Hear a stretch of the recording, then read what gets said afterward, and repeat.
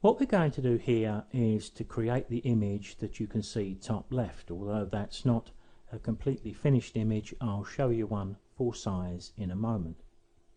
The images that I had were these three. As you can see, they are bracketed exposures because I was in a darkish area such as this, and I may have wanted more light coming through. So I felt if I bracketed the exposures, especially as I had my camera on a tripod, I would have the best of all worlds.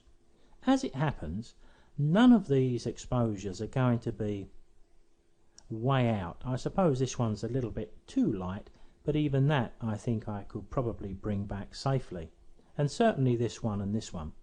But what I'm going to suggest we do here, although it may not be entirely essential we do, is why don't we take those three and use them to make a HDR.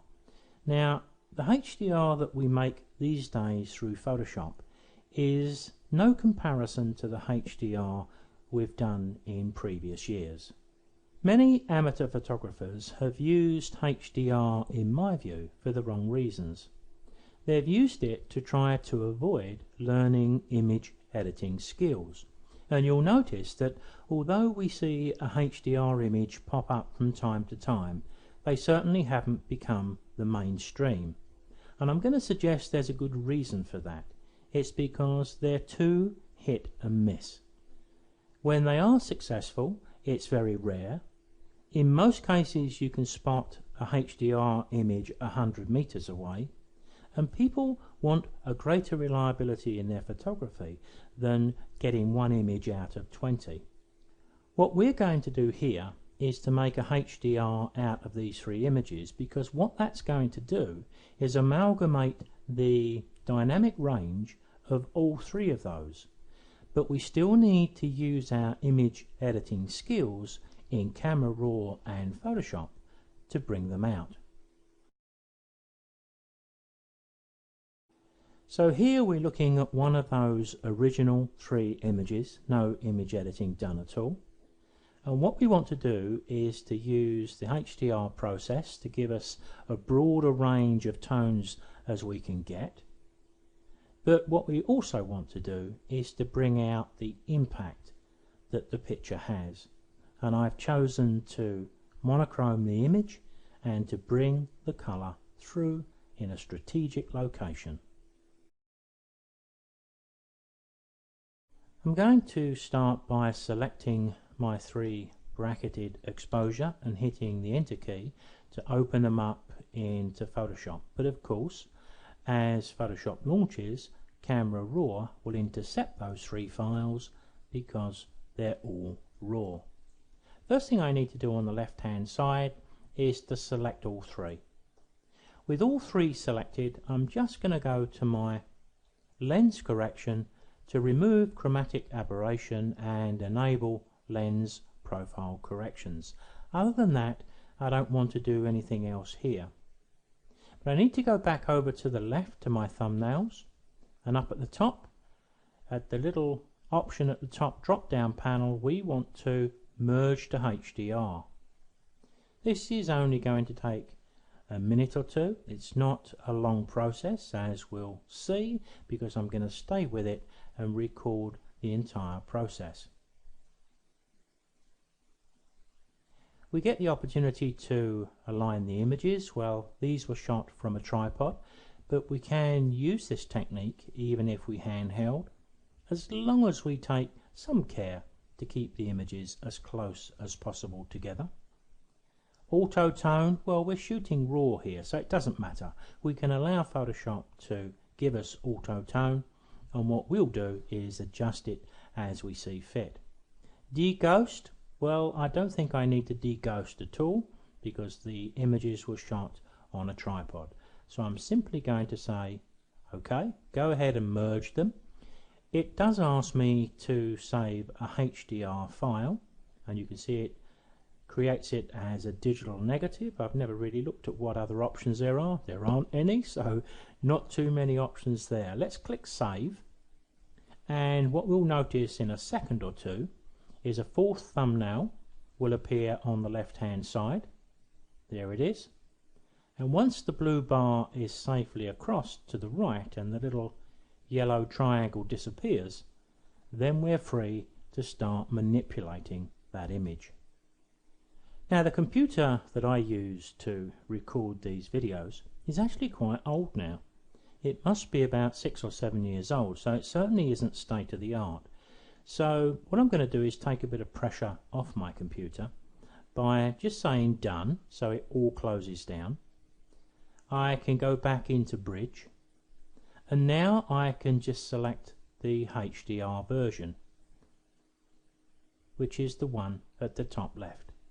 So now when I hit the enter key, we're going to open up into Camera Raw once again, but now we've got all three of those images amalgamated together.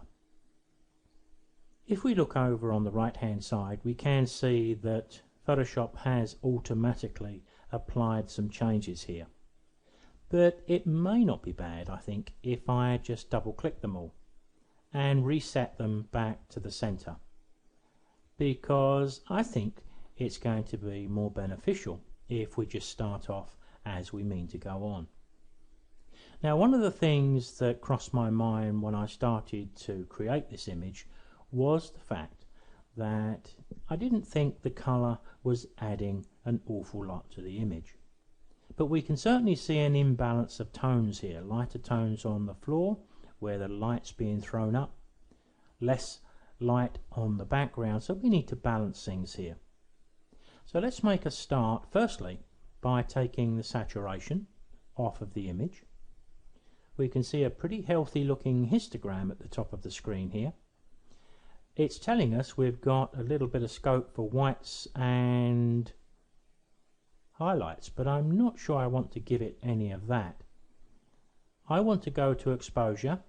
I want to drop that down. I want to give a really healthy slug of clarity, which is going to make this really sparkle. We're not worried about colour at this point. We've got some highlights around the foreground here. If we take the highlights off, which is what Photoshop wanted to do originally, that doesn't look too bad, but if I double click, it does take a little bit of the contrast away. So maybe I'll do this a little bit more manually, and I'll take away the highlights where I feel they need to be removed. I think looking around the image, I think we could possibly do with a little more blacks, give it a bit more punch, and we need to do something with the foreground. So I think I'll use a graduated filter. I'm going to click and drag up from the bottom. Remember, these filters will always remember the last setting, and the one I've currently got doesn't look a bad place to start, but if you want to reset it, just go inside, right click, reset, hit the V key to lose the bounding box. Now when we adjust the exposure, we do get the opportunity to see exactly what we're doing, unhindered by those lines on the picture, because I think the foreground can be reasonably dense, something like that. Looking around the image, there's a weakness at the top corner with highlights there. We need to do something here, and possibly even something on the bottom left, and then little odds and pieces like this and this and this, maybe we'll deal with those in Photoshop. So let's turn to our adjustment brush. I'm going to zoom in. I'm going to use Control and the space bar, and I'm going to click to zoom in at the top and drag it away a little bit so we've got a nice big area to deal with. I'm going to push my brush up, and I'm using the square bracket keys to the right of the letter P, exactly the same ones we use to increase or decrease brush sizes in Photoshop. Remember, this will always remember the last settings too, and a quick glance over at the sliders tells me it's going to drop the exposure. Maybe I could drop the highlights as well, because we're only going to affect this right hand corner. And if I just reveal a little bit that's hidden, well, we've got the size of the brush, which we can change with the square bracket keys. we've got a mid-range feather. That's the difference between the inner and outer line. And the flow rate is quite low, but I've got my density up pretty high. So I'm going to just paint down these areas carefully, because I want to deal with these gradually. It's a mistake to try to push up some of these settings, because if we do that, the brushes then run away with us and we tend to leave evidence that we've been working. So you can see what I'm doing. I'm applying the tonal changes, but then I'm sort of stopping and sort of having a look, because sometimes we're asking our software and computer to do a lot of work for us here, and if we start scribbling around and it catches up and goes too dark, we've got to undo what we've done. Now that's not too bad. I've got some areas here which I'd like to deal with. There's one there, one there. What we're trying to do here, we're trying to make sure that our eyes are not attracted to the edges of the image where we can leak out and the impact of the picture maybe could be lost a little bit. Now it's okay zooming in on images like this, but there are times when we need to zoom out to evaluate what we've done, because we need to see that top right corner in conjunction with the rest of the image. Control 0 will do that. And now you can see there's quite a bit of difference up there, and something which I'm happy to live with. So I'm going to turn my attention now to this bottom left, because the settings I used up there seem to work quite well, although I did use highlights, and there's not many highlights down here, but I did use exposure. I think we're probably going to have enough to do what I want to do down there. You can see that bottom left corner. If we're not careful, it could have easily run away with me. I stopped, I think, just about in time, a little bit there. Careful, careful, careful, and that's not looking too bad. One or two other areas. Now, I think I still wouldn't mind a little bit in that bottom corner, just to take us into the picture.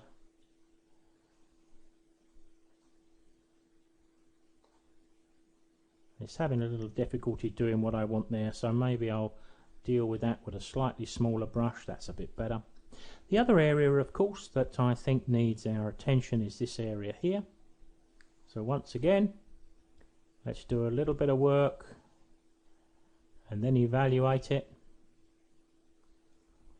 Of course, it's a bit like using a layer mask when we're working in RAW like this, because even if we felt that we had overdone something, we do have the opportunity to go back over to the adjustment brush, switch from adding tone to erasing, so we can always back away from anything we feel we've overdone. So it's a nice way of working when you've always got a way to go back. So I'm going to stop at that point, and I think I'm going to have a look at this opened up in Photoshop. So I'm going to open this. Now I've sat here for a couple of minutes looking at this image, and I have to force myself to do this because I'm quite an impatient person. So if I'm not too careful, what can happen is I'll go gallivanting on with the manipulation, and then I'll look at the image in the cold light of the next morning and realise I went too far here and not enough there. So I tried to force myself to sit back and just view the image, and I still think that I've got weaknesses around the edge. I don't want to lose too much shadow in these areas. I want detail coming through here, but I still think that the edges need some attention. So I'm going to try a couple of things here. I'm going to go back to my layers because we've got a smart object. Double click the thumbnail, I can be straight back into Camera Raw. So with the image open, and I'm just waiting for a few seconds for it to sharpen up, I'm going to tweak the contrast a little bit there. When I say tweak the contrast, I went to the whites there, and what was in my mind is I'm spreading the blacks and the whites. The blacks are already down a bit. If I push the whites up a bit, of course if I hold the Alt key, I can see any areas that are being burnt out, but I have to go a long way to do a significant damage here. Double click and we'll reset. But I just sometimes, when I'm talking about contrast, talk about just moving the whites a little bit, and what I'm doing is spreading the difference, aren't I, between the blacks and the whites, which in effect gives us contrast, but so does the contrast here. So that's a little bit better, but I've still got weaknesses around the edge. I may be able to deal with that using that radial filter. I've become quite a fan of the radial filter. So let me wait for it to draw. It takes just a second on this computer before it gives me the pin in the middle, taking a little bit longer than normal, I have to say. Now we can see we've got quite a bit of impact on the picture here because again the radial filter is picking up previous adjustments. So I'm going to right click within and reset. It is taking just a little bit of time, but that does prove that we can do this sort of work even on a computer that's a little bit elderly and past its prime, so to speak. But it is struggling just a little bit with this, which is a little bit unusual. But we're managing to do it. Let's just drop it into place here. And then I'll hit the V key to hide that outer selection. So when I make my exposure around the edges, I get to see it as I gradually crank down that radial filter. And I think that's looking a little better. I still think this needs a bit more, but I like the way the focus now is on those areas which are the important areas in the picture. But I'm going to pick up my brush. I won't click into that. Tell you what we'll do here. I'll add a new one and we'll go down just a little more in that top right corner, something like that. That's looking better. Looking around the picture, I'm happy with everything else, but I'm not happy now with the tonal range I've lost in these areas. So what I'm going to do is my old trick. I'm going to open this up into Photoshop, and again remind you that we are working with a smart object. I'm going to make a copy of that smart object, right click, new smart object, open up the bottom one of the two, and what I'm going to do here as soon as it sharpens up is I'm going to lift the tones just in that middle background distance. So I could think of double clicking the blacks and just dropping that back a little bit. That lightens up the background, but I don't want to lose the contrast. But let's put a bit of shadow detail in there. We're just lifting things a little bit in there, bit of whites maybe, and you can see we're just beginning to see the amount of detail I think we need.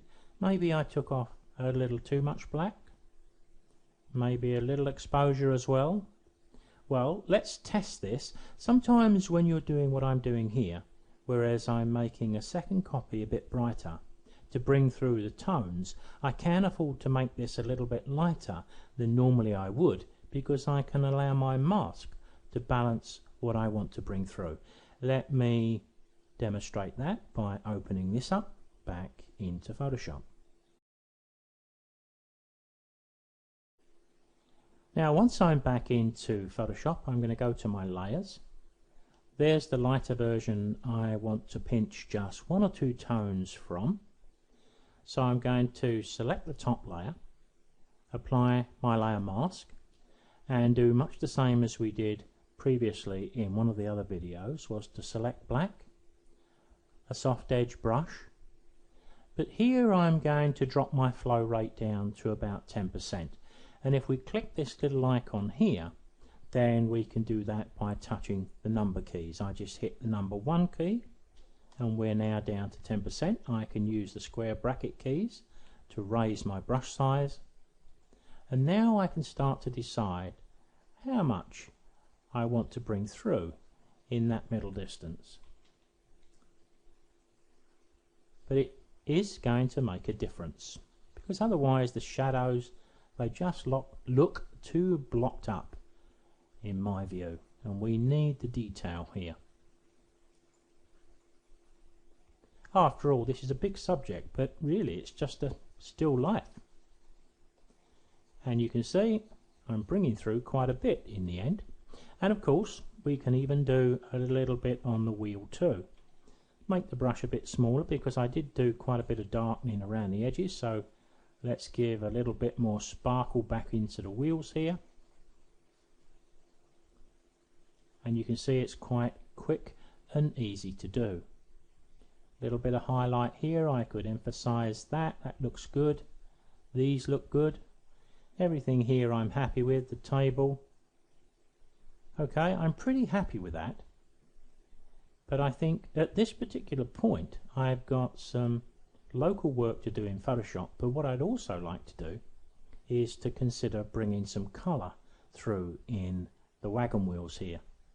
So before I lose my Smart Object status, I'm going to select the bottom of these two layers, right click and choose a new Smart Object via a copy.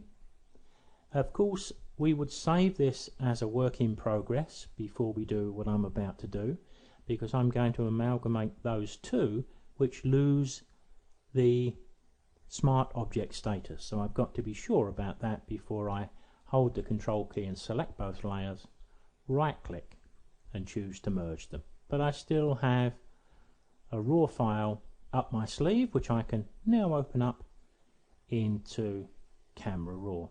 And of course the reason it's taking just a second to sharpen up and work here, of course we've got 3 files mixed into one for our HDR. First thing I need to do is to double click the saturation and put it back.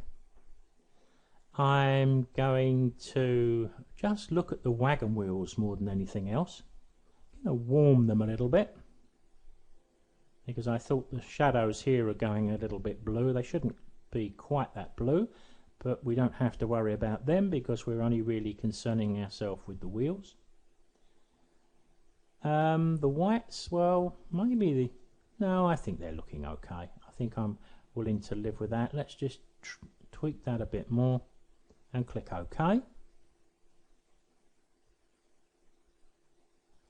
Once we've got this in place, we're going to need our old faithful, our layer mask, and we're going to use our brush, and we're going to use that shift click method.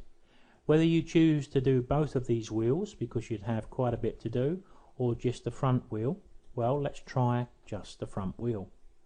So a quick demo of the techniques then. Select the top layer, select the mask, enlarge the image, adjust the brush to an appropriate size, push my flow up to its maximum with the opacity, click on the edge, move a short distance, click, click, click, and after a few seconds you'll get a feel for how far the curve will allow you to click, and you'll find you can go around fairly quickly. This is going to be a little tricky to do in the way we demonstrated with the bird, because we've got the struts, but you could do it that way if you wanted to. You could literally go around the outer edge, but with some of these I think we could possibly do those by just making the brush bigger and just using the shift click to paint up and down. Now I've overdone that a little bit. I hope you can see that I've got a bit of overspill there. I took a brush which was a bit too big and I was too ambitious, but of course it's no problem, is it? Because all we've got to do is switch from painting black to painting white, either by using the double-headed arrow there or simply touching the X key, and I can go back and just fix any little areas. And these are vital areas because you just can't allow these things to filter through into your finished image. So I need to spend a few minutes just going round to mask the wheel, if I put my brush big and we just do a little bit of it, just before I do, we'll do Control 0, and there you can see it is going to make it stand out really boldly. Using that shift click method, and we do have quite a complex shape here, it took me 15 minutes to mask the entire wagon wheel. Now have a good look around your image when you do this sort of work, especially when you're doing this strategic colour, because you could have areas of your mask which you've missed, and a great thing to do, I think, is to open up your layers and hold that Alt key and click the mask, because straight away you'll see where you've missed, and it's quite easy because we can paint on here to do exactly the same, and you can still use the shift click method, but you can fill in all the gaps. It may not make any difference to your image at all, but in certain circumstances it just might. So it's a good thing to have a look, fill in all the areas that need filling in, and then you can have another sit back and see if you're happy with the work so far. The two questions I've asked myself is there enough colour in that wagon wheel? Well, we can always test the water if we was unsure. We've got a smart object. We can open this back up into Camera Raw. We can push up the vibrance and or the saturation, and if we're happy with the result we can stay with it, but if we're not happy with the result we can always come back in and remove it, because we're working with a smart object. The other thing to ask, I suppose, is should we have introduced colour in the other wagon wheel? To be honest, I don't think it's going to add anything much to the image we've got. I think we've got the main centre of interest here, which is compositionally strong, and it's got good colour. Now, one of the things I like to do is to look at Nik filters when I'm working with black and whites. So I'm going to select my black and white here. I think Nik filters actually create a copy. I can't remember now whether they do or don't, but we can always undo anything we apply. So with the black and white layer selected, I'm going to go to my filters. I'm going to go to my Nik collection and my Silver Efex Pro 2. I've got a couple of favourites in here which I like to look at. Remember, we're working on quite a high resolution 3-image HDR here, so if your computer does work a bit slower than you're used to, then you got to be aware of why that is. I've got all of my filters shown on the left hand side here, but the ones I want to go to are this one, which is High Structure Harsh and High Structure Smooth. Now, we're all going to have a different choice, but I'm quite taken with these two and one or two of the others, and I'm going to live with that conversion, High Structure. So I'm going to open this up back into Photoshop. Now, once the Nik filter change has been applied, I can see it here, of course, but when I turn it on and off, I'm not seeing my original black and white in its entirety. So what I could do is hold the Shift key and just temporarily turn off the mask here, so that when I turn this on and off, I can see the difference. And there's a broader amount of sparkle. It's not a great thing, but I think it's worth having. But I would like to look at that other filter, the one that I bypassed to go to the darker one. So knowing that Nik filters are going to create a different layer, I'm going to reselect this one. I'm going to select that other option. So Nik Silver Efex Pro. Coming down here, it was this one, just a little bit brighter, just a little more sparkle. So I'm going to click OK and take a look at what that does. When the nick filter starts working, we see a layer mask alongside, but when it completes, it removes the mask. But don't worry about that at all, because we can shift a mask from layer to layer.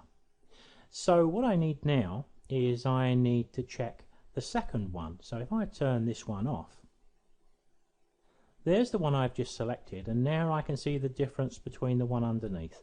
And I have lightened it a little bit. I've tended to lighten some of the areas I've darkened around the edge, but overall I think I like the effect a little more. But of course I've got a darker version underneath here, so I've got the best of both worlds. What I could do here is move this mask from this layer to this layer. Let's say we don't want that one after all. We give it a try. So let's just click and drag.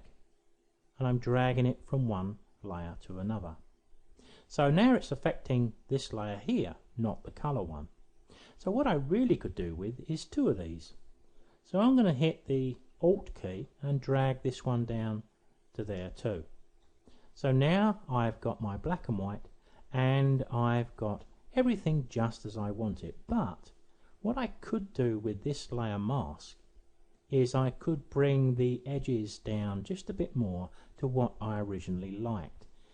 For example, if I select the mask and pick up black, pick up a really big brush, something nice and big, drop the flow rate down to about 10%, you can see I've got a little scope here just to bring those shadows down, or the edges down on the corner and around here just a little bit, not that much.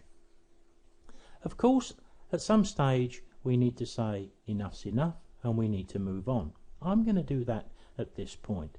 So what I'm going to do here is I'm going to save all of these, but then I'm going to flatten them all together. So with the three layers flattened together, I'm going to go up to the top here and deal with this area which has been annoying me for some time. I think I may try doing some content aware here, but I'm going to pick up the polygonal lasso tool because I want this edge of the woodwork protected a little bit. So I'm going to draw a straight line along that edge to see if that will work for me. If it doesn't, we'll try a different tack. Edit, fill, content aware. Not too keen on what it's done there, so I'll hit Ctrl Z. Perhaps it's something we could just use the black spray. I'll tell you what we'll do, we'll try it by putting a new layer above, which gives us a degree of insurance. We can make a big brush, 10%, and maybe we can just brush it in like that. It may be all we need, because once we take that off of there and hit Ctrl 0, we're never going to spot that. So just one or two areas now which are attracting my attention. I'm going to pick up my spot healing brush and zoom in over on the left. These are all tiny little things which you may think don't need touching at all, but I beg to differ. Little highlights. Looks like that's a saw behind there. I wonder if I can just take that out. I don't particularly want that there.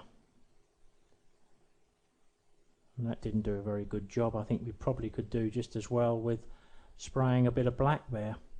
Let's try that. Let's drop it down to about 5%. So I just want a bit of shading over there, just down onto that woodwork, so we blot that out. Now back to my spot healing brush, because we've got another little few spots to deal with.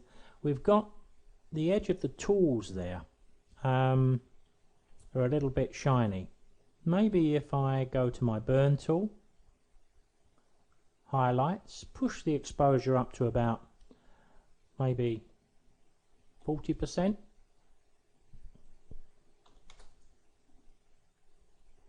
and make my brush very small and the image bigger.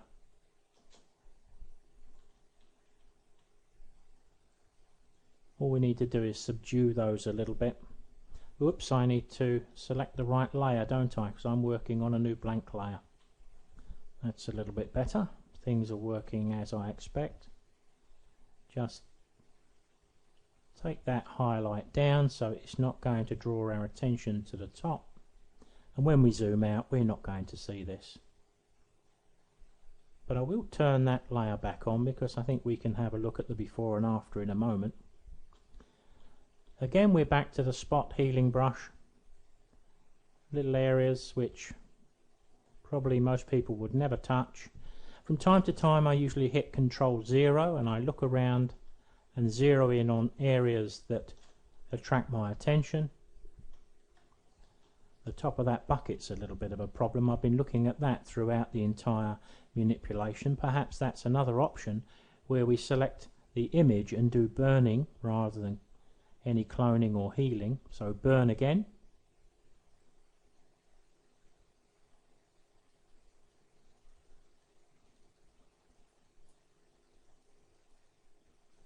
Just building the tone up gradually. That should be enough. Ctrl-0. There again, it's working okay. Looking around, there's a few little bits around the bottom there, but I don't think they're quite as significant, but I'll reselect that. One up the top. There is a danger sometimes that you do get carried away with this, I must admit, but the images do stand out when you deal with all of these horrible highlights, particularly if you've got highlights that are right near the edge. They can sometimes attract your attention and they're better off got rid of. And it's so easy these days with the spot healing brush, the clone tool, content aware. Photoshop are making it almost too easy for us. There we have it, I think. And just to prove a point, perhaps if I open up the layers for a moment and just turn on and off that spotting layer, you can see the difference. It is worth doing given the short time it takes to do it. But at some stage, of course, we do have to flatten the image to finish. Well, you saw this image at the start, but not a bad thing to finish on one more comparison, because I think we have added quite a degree of impact into the image. And although we could always argue a HDR wasn't entirely necessary, given the exposure we have, it's a great exercise to go through because other images will benefit greatly from those techniques.